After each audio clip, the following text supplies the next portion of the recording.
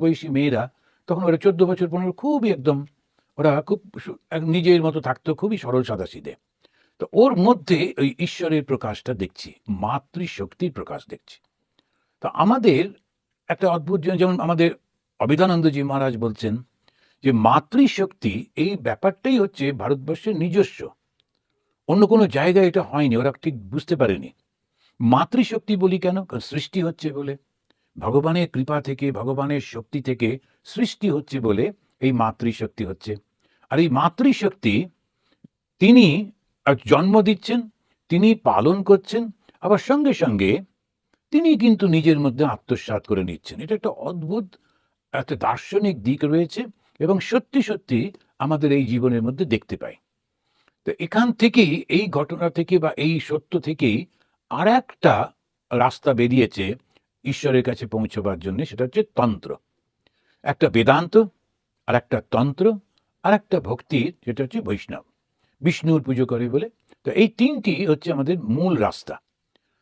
তো ঠাকুর এই মায়ের পুজো করছেন, বলছেন এই শক্তিকে জাগ্রত করতে হবে। জ্ঞানের অবশ্য আছে, বেদান্ত জ্ঞান তো রয়েছে, ভক্তি ওটা তো খুবই দরকার, কিন্তু তার সঙ্গে যেটা দরকার সেটা হচ্ছে শক্তি জাগরণ। এই শক্তিটা কি? আত্মবিশ্বাস। এই শক্তিটা কি?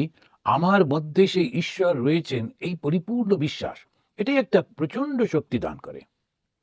যদি আপনারা হিমালয় যান, দেখবেন সাধুরা কিভাবে রয়েছে, মনে হবে কি করে রয়েছে এরা। এক একটা মানুষ যেখানে রয়েছে, গায়ে পরনে বস্ত্র নেই, শুধু কৌপিন পরে, সেখানে বরফের মধ্যেই রয়েছেন, প্রচন্ড একটা বিশ্বাস, ঈশ্বর আছেন, ঈশ্বর আমাকে রক্ষা করবেন। এই শক্তিটাওকে ওই রকম ভাবে বছরের পর বছর ওখানে রয়েছেন, কারোর সঙ্গে কথা হয় না, কেউ নেই, ওইরকম ভাবে থেকে যাচ্ছেন। তো এই ভাবটা, এই শক্তিটা, এটা যদি আমরা মানি, তাহলে অসুবিধা তো কিছু নেই। আর ওই মানা মানে, শক্তি মানা মানে তন্ত্র। তো শ্রীরামকৃষ্ণ এই শক্তিটাকে জাগরণ করতে চাইছেন, আর সেই জাগরণটার মধ্যে দিয়ে তিনি বলছেন যে এই মেয়েদের মধ্যে দিয়ে। একটা সময় ছিল, একেবারে সত্য যুগে, পুরুষ নারী তারা দুজনেই পরিপূর্ণ সম্মান পেত, এবং তারা দুজনেই গুরুগৃহে যেত, দুজনেরই উপবীত হতো, দুজনেই পড়াশোনা করতেন এবং রিসার্চ করতেন। মানুষ, সে তো ভালোবাসা চাইছে, আনন্দ চাইছে, সে শান্তি চাইছে, ওটা কি করে সম্ভব? এইসব দুজনেই করতেন। পরবর্তীকালে যখন আমরা ত্রেতা যুগে, ওটার আর প্রয়োজন হচ্ছিল না, কিন্তু এবারে সংসারটার দরকার ছিল। কারণ ঋষিরা রয়েছেন, ওদের সংসার তো ঠিক সংসারের মতো ছিল না।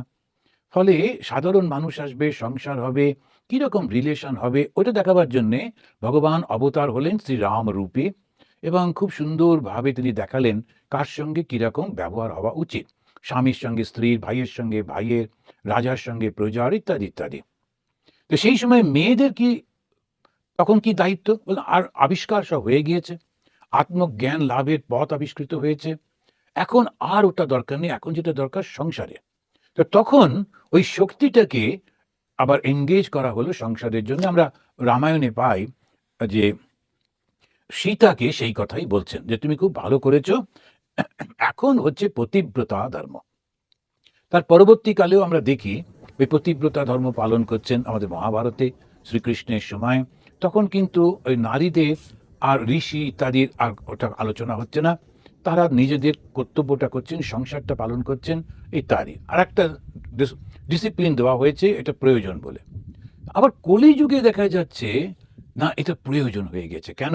সরে যেতে যেতে আবার একেবারে আমরা জগতের মধ্যে চলে গেছি, আর নারী শক্তির যে শক্তিটাকে আমরা ভুলে গেছি। তখন সে মনে হচ্ছে যে ওটা আমাদের সাহায্য করবার জন্যই রয়েছে, ওর নিজস্ব কোনো কিছু নেই। আবার ধর্মের অবক্ষয়। সেই জন্যে ভগবান শ্রীরামকৃষ্ণ এসে তিনি ওই কলকাতার বুকে বসে তার যে ভগবান, তার যে ইষ্ট দেবী মা কালীকে গ্রহণ করলেন। তিনি শক্তির উন্মেষ করছেন আরেকবার, শ্রী শ্রী মাকে ওই শক্তি প্রদান করছেন, মায়ের মধ্যে দিয়ে আবার সেই শক্তির জাগরণ হচ্ছে। স্বামী বিবেকানন্দের কথাগুলো যদি মনে পড়ে, উনি বলছেন এই মাকে কেন্দ্র করে আবার গার্গী, মৈত্রী, আবার সেই সত্য যুগের ওরা ঋষিরা আবার আসবে। মেয়েদের মধ্যে ওই জ্ঞান, ওই স্ফুরণটা আবার প্রয়োজন। তো শ্রী শ্রী মা হচ্ছেন ওই ব্রিজটা। মাঝখানে যে দুটো যুগ গেছে, সেখানে যেমন সংসারটা করতে হবে, আবার সত্যকেও ধরতে হবে। কেননা মানুষের এখন দেহবোধ প্রবল হয়ে গেছে। দেহটা আমাদের পশুত্বের দিকে নিয়ে যায়। পশুদের যেমন সকাল থেকে উঠে কি খাবো আর কিভাবে বাঁচবো, দ্যাটস অল। আর কোনো চিন্তাই নেই। কি সুন্দর সূর্য উঠেছে, কিরকম চাঁদ, ও নিয়ে ওদের মাথা ব্যথা নেই। কিন্তু আমাদের এই যে জিনিসটি মানুষের মধ্যে রয়েছে, তো সেটাই ঠাকুর বলছেন, আমি শক্তির সুন্দরী পূজা করলাম। তো সুন্দরী কেন? সৌন্দর্য, কিসের সৌন্দর্য? দৈহিক সৌন্দর্যের মধ্যে দিয়ে যেটি প্রকাশিত হয় সেটি হচ্ছে ভালোবাসা, সেটি হচ্ছে নিঃস্বার্থপরতা, সেবা, দয়া, মমতা। এই হচ্ছে সুন্দর। এই সুন্দরী পুজো করছেন। এই সুন্দরী পুজোটা তিনি করবার পর দেখছেন যে 14 বছর দেখলাম সাক্ষাৎ মা, টাকা দিয়ে প্রণাম করলুম। এখন টাকাটা কেন? দেখবেন টাকা দিয়ে প্রণাম করা কেন? আমার যে সম্পদ আমি তোমাকে দিয়ে দিচ্ছি, অর্থাৎ জাগতিক সম্পদের আমাদের সিম্বলটা হচ্ছে টাকা। টাকা থাকলে সমস্ত কিছু হয়। তো এই টাকাটা আমরা কেন দিই? অর্থাৎ আমার জাগতিক সম্পদ আমি তোমায় দিয়ে দিচ্ছি, তুমি আমায় আধ্যাত্মিক সম্পদ দাও। এটাই হচ্ছে আসল। ওই যে আমরা একটু করে টাকা দিই, সেই কারণে ওইটার জন্যই করা হচ্ছে। এবারে বলছেন, রামলীলা দেখতে গেলুম, একেবারে সাক্ষাৎ সীতা, রাম, লক্ষ্মণ, হনুমান, বিভীষণ তখন যারা সেজেছিল তাদের পুজো করতে লাগলুম। উনি আর এরা তো এমনি লোক, এমনি সেজেছে, কিন্তু ওটা উনি দেখতে পাচ্ছেন না। তখন মনটা এত উঁচুতে রয়েছে, সব কিছুর মধ্যে ওই সত্যকে দেখছেন। যাদের করছেন তারা খুব মুশকিল, তারা তো জানে না। কিন্তু ওনার চিন্তাতে ওই কোনো রকম আর বিভেদ নেই। তিনি চিন্তা করছেন, চেষ্টা করছেন যে এদেরকে ওই পুজো করছেন, দেখছেন ওরা সেইগুলি। কুমারীদের এনে পুজো করতুম, দেখতুম সাক্ষাৎ মা। একদিন বকুলতলায় দেখলুম নীল বসন পরে একটি মেয়ে দাঁড়িয়ে আছে, বেশ্যা। দপ করে একেবারে সীতার উদ্দীপন। ও মেয়েকে ভুলে গেলুম, কিন্তু দেখলুম সাক্ষাৎ সীতা লঙ্কা থেকে উদ্ধার হয়ে রামের কাছে যাচ্ছেন। অনেকক্ষণ বাহ্যশূন্য হয়ে সমাধি অবস্থা রইল। এক একটা জিনিস দেখছেন, কিন্তু সেইটাকে তার ওই অবস্থা তার সঙ্গে সঙ্গে তাকে নিয়ে যাচ্ছে আধ্যাত্মিক ওই শক্তির মধ্যে, আধ্যাত্মিক জগৎটার মধ্যে।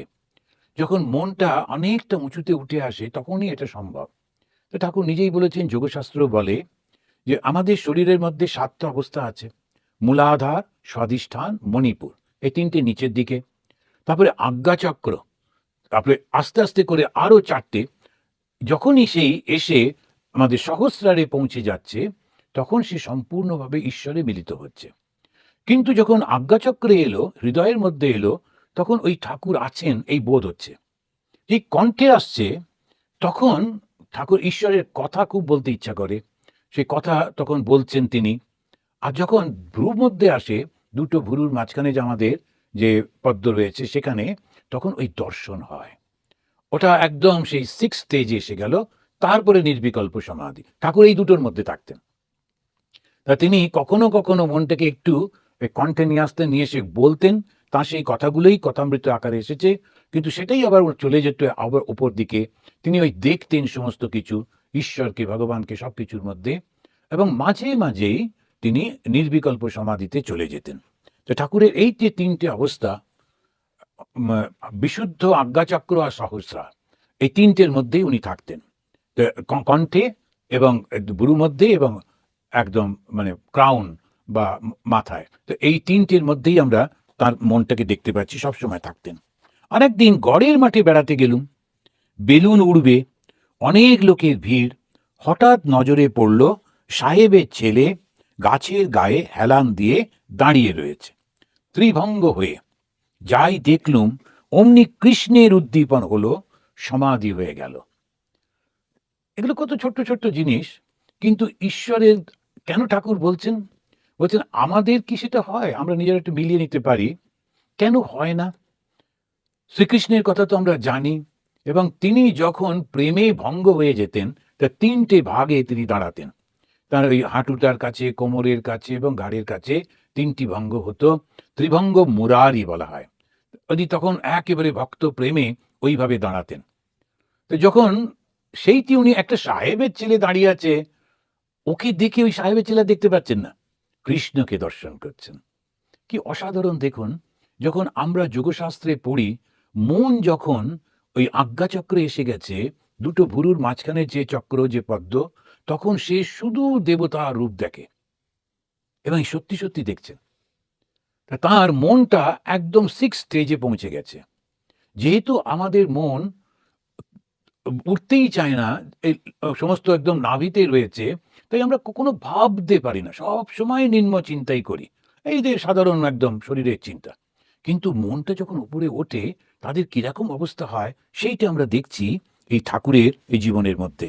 কি অসাধারণভাবে আমরা এই বর্ণনাগুলো শিওরে রাখাল ভোজন করালুম, তাদের হাতে হাতে জলপান দিলুম, দেখলুম সাক্ষাৎ ব্রজের রাখাল, আদের জলপান থেকে আবার একটু খেতে লাগলুম। তো জলপান মানে সাধারণ একটু খেতে খেতে দিয়েছেন। ব্রাহ্মণের ছেলে ভগবান শ্রীরামকৃষ্ণ, তিনি ব্রাহ্মণের ছেলে, তখনকার দিনে তিনি ওই ওদের হাত থেকে খাচ্ছেন। একেবারে দারুণ খারাপ অবস্থা।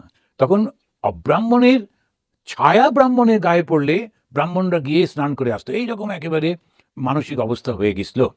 সেইটাকে ভাঙবার জন্য ভগবান দেখাচ্ছেন যে সবার মধ্যে ঈশ্বর রয়েছেন। এবারেতে এটা পড়তে পড়তে যদি মনে পড়ে, ভগবদ গীতাতে আমরা দেখছি শ্রীকৃষ্ণদেব বলছেন, ভগবান কৃষ্ণ, ইয়ো মাম পশ্যতি সর্বত্র, ইয়ো যে মাম আমাকে, ভগবানকে ঈশ্বরকে, পশ্যতি দেখে, সর্বত্র সব জায়গার মধ্যে, সব কিছুর মধ্যে, ইয়ো মাম পশ্যতি সর্বত্র সর্বম চ মই পশ্যতি। এবং ওই প্রত্যেকে ঈশ্বর ছাড়া তো কোনো কিছু নেই, তো ঈশ্বরের মধ্যে সে দেখছে, অর্থাৎ ঈশ্বর ছাড়া জগৎ বলে কোনো কিছু নেই। ওই হচ্ছে সাধনার শ্রেষ্ঠ অবস্থা। দ্বৈতভাবে যখন আমরা ডুয়ালিস্টিক ওয়েতে দ্বৈতভাবে সাধনা করছি, ভগবান রয়েছেন আর আমি রয়েছি, সেই অবস্থাটা কি? আমি ওই ভগবানকে দেখছি সবার মধ্যে। এবার শ্রীরামকৃষ্ণদেবের এই যে কথাগুলো পড়ছি, ওই একটা পাতার মধ্যেই আমরা দেখতে পেলাম যে কেমন করে তিনি সমস্ত কথাগুলো বলছেন। ইয়ো মাম পশ্যতি সর্বত্র, যেটা আমরা গীতাতে শাস্ত্রে পড়েছি, সেইটি শ্রীরামকৃষ্ণের জীবনের মধ্যে দেখতে পাচ্ছি।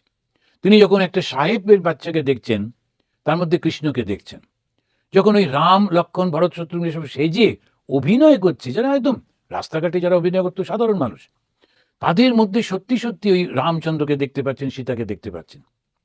তিনি যখন ওই বাচ্চা মেয়েগুলোকে পুজো করছেন, তিনি মাকে দেখতে পাচ্ছেন, মা কালী, মা দুর্গা, মা জগদ্ধাত্রী। কোনো কিছুর মধ্যে ঈশ্বর ছাড়া কাউকে দেখছেন না। এমনকি চরিত্রহীনা নারী, তাকে তিনি সেইভাবে নারী হিসেবে দেখতে পাচ্ছেন না, জগদম্বা হিসেবে দেখছেন। আমরা শুধু এটা পড়ছি, একটু যদি অনুভব করতে পারি তাহলে বুঝতে পারবো এটা তো সত্য।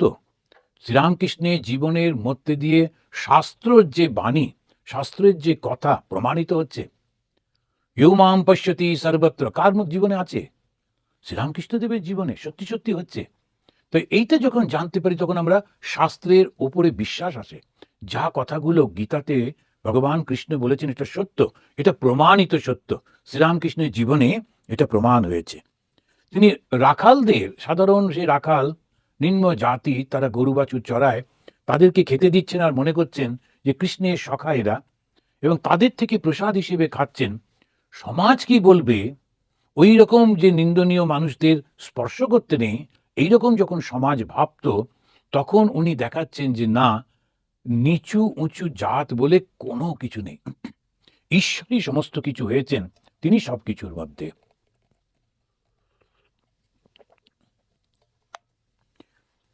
আবার আর একটা পরে খুব মজার কথা আসছে, প্রায় হুঁশ থাকতো না সেজুবাবু জানবাজারের বাড়িতে নিয়ে দিন কতক রাখলে। সেজুবাবু মানে আমাদের মথুর বাবু, তো ওনাকে সেজু বলা হতো, কেননা ওই মেয়েকে বিয়ে করেছিলেন বলে।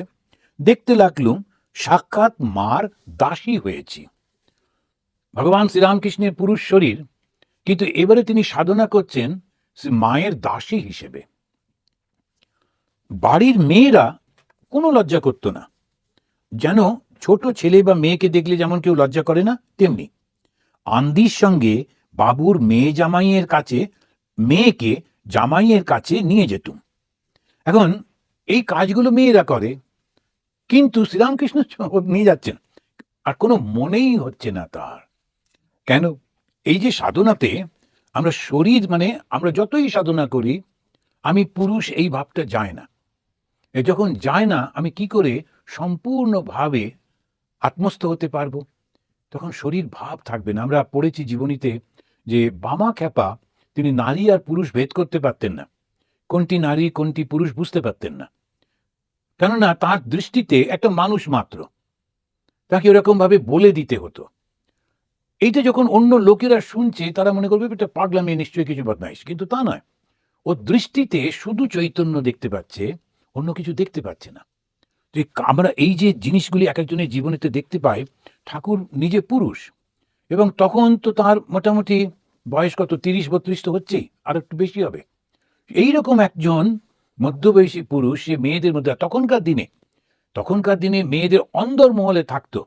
বাড়ির পুরুষরাই তাদের কাছে দেখা পেত না।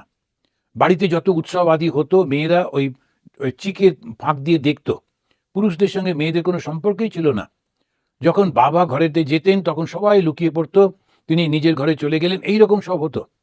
এইরকম অবস্থায় একজন মাঝবয়সী পুরুষকে বাড়ির মেয়েদের মধ্যে তিনি রয়েছেন, ঘুরছেন ফিরছেন, ওদের সঙ্গে মিশছেন, মেয়েদেরও লজ্জা করছে না, ঠাকুরও অনুভবই করতে পারছেন না। আর শুধু তাই না, পরবর্তীকালে আমরা দেখেছি যে অনেকে ওকে চিনতে পারেননি। মথুরবাবু নিজে ঠাকুর সেজেগুজে ওই মেয়েদের সঙ্গে দাঁড়িয়ে পাখা করছেন মা দুর্গাকে। তো মথুরবাবু দেখছেন খুব সুন্দরী একটি মেয়ে দাঁড়িয়ে আছে। উনি ওনার স্ত্রীকে জিজ্ঞেস করছেন যে আচ্ছা ওই মেয়েটিকে, ওকে তো চিনতে পারছি না। তখন বলছে সে কি, তো আমাদের বাবা। বাবা মানে ঠাকুরকে ওরা বাবা বলে ডাকতেন। এখন ওই যে পুরো ভাবটা বদলে গেছে। এখন সিনেমা টিনেমাতে আমরা দেখি সেটা অন্য জিনিস। এখানে তিনি ওরকম সাজছেন না, কিন্তু নিজেই এমন একটা হয়ে যাচ্ছেন। এটা কি করে সম্ভব? তা নারী এবং পুরুষ এটি কি করে, কার পক্ষে সম্ভব? ভগবানের পক্ষে। ভগবান স্বয়ং তিনি যার শরীর ছিল না, শরীর ধারণ করলেন এবং ধারণ করে অর্ধেকটা পুরুষ এবং অর্ধেকটা নারী